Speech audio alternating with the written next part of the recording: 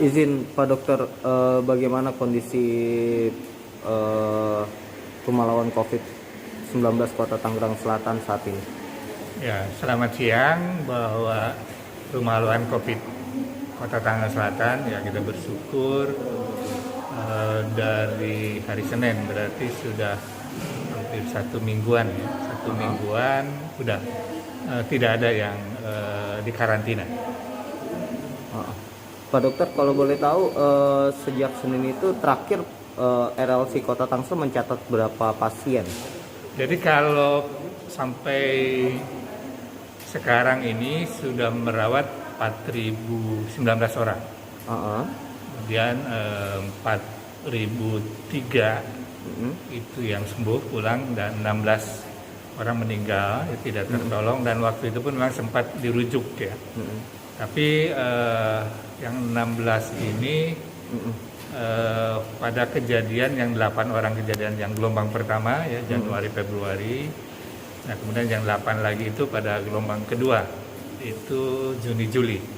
Tapi sempat kita rawat, tapi karena memang pada saat membutuhkan ICU dan sebagainya itu penuh. Pak Dokter, terakhir berapa pasien yang sempat menghuni? Dalam artian di hari apa dan berapa yang terakhir menghuni dan dipulangkan? Ya, terakhir 2 orang ya. 2 orang. Jadi hari Minggu kemarin berarti tanggal 10 ya. 10 itu 2 orang terakhir pulang. Nah, kemudian setelah itu sampai hari ini belum ada yang dikarantina lagi. Gimana sekarang Pak Dokter melihat nihilnya pasien di RLC? Adakah fasilitas yang dikurangi atau seperti apa? Oh iya, jadi kan dengan rapat Pak Wali Kota dengan rapat terbatas ya, bahwa tetap RLC ini standby. Kenapa? Karena ya COVID kan belum selesai. Walaupun memang pemerintah Kota Tangerang Selatan dengan berbagai bantuan dari yang lain untuk kita mengejar vaksinasi. Nah, jadi kita tetap standby, tapi tetap mengedepankan bagaimana efisiensi. Ya, efisiensi ya berarti kan di situ mengandung juga bagaimana tenaganya. Jadi kemudian dari 3 zona ya sekarang di rumah lawan COVID, zona 1, 2, dan 3. Jadi zona 3 memang waktu itu mengantisipasi pada saat gelombang kedua kan, karena akan dijadikan transit. Nah, mudah-mudahan kalau ya kita doakan tidak terjadi gelombang ketiga ya. Jadi kalau terjadi gelombang ketiga lagi, maka zona 3 menjadi tempat transit, sebenarnya ada 36 tempat tidur. Kemudian kita sudah merubah juga poliklinik untuk ruang tindakan. Nah, jadi dari arahan waktu itu Pak Wali Kota dan Pak Sekda, maka zona 2 yang akan menjadi konsentrasi jika ada yang mau dikarantina gitu. Ada 150 tempat tidur.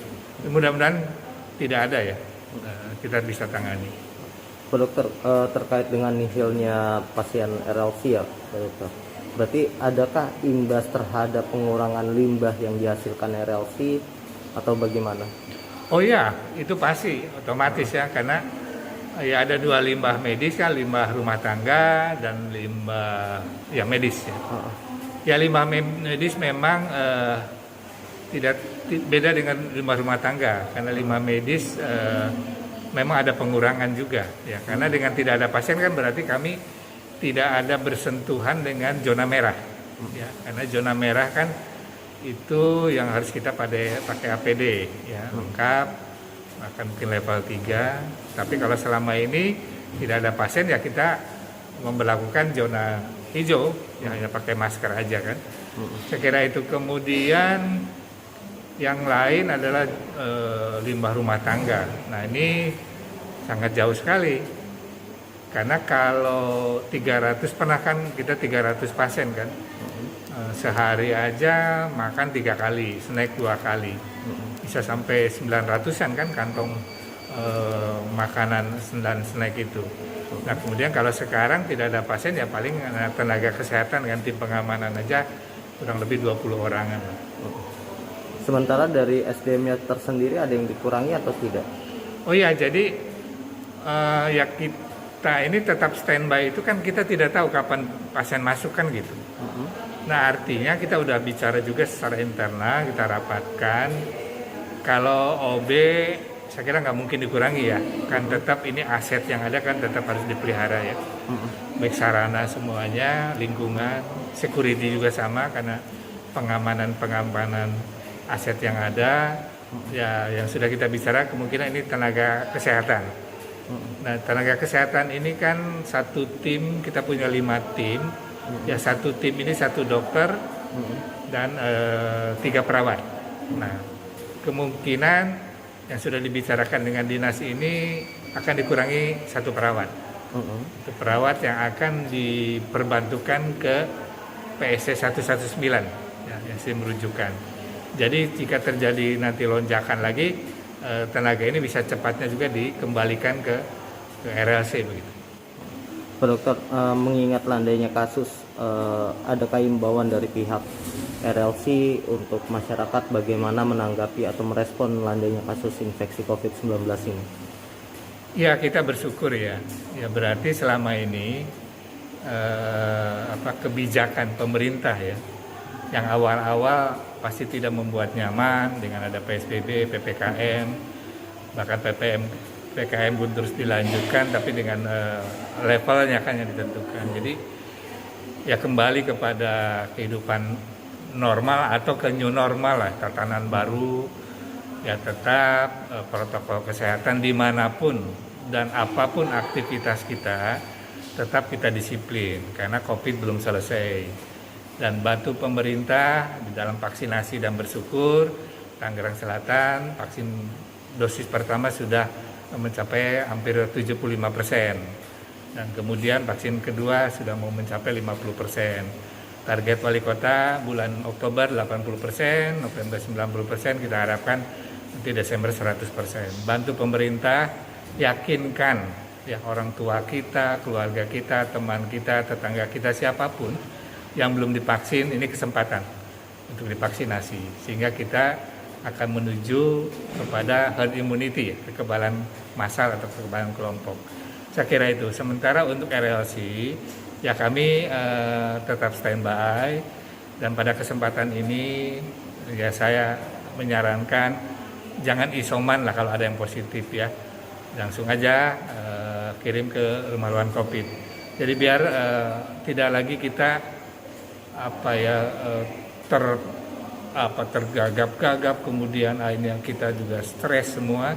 Udahlah, kalau ada yang positif 2 minggu ya dengan konsep rumah lawan COVID dengan karantina berlibur atau isolasi terpusat ya secara konsep berlibur, ya silakan, kita sepakati itu dan kami siap untuk seperti itu.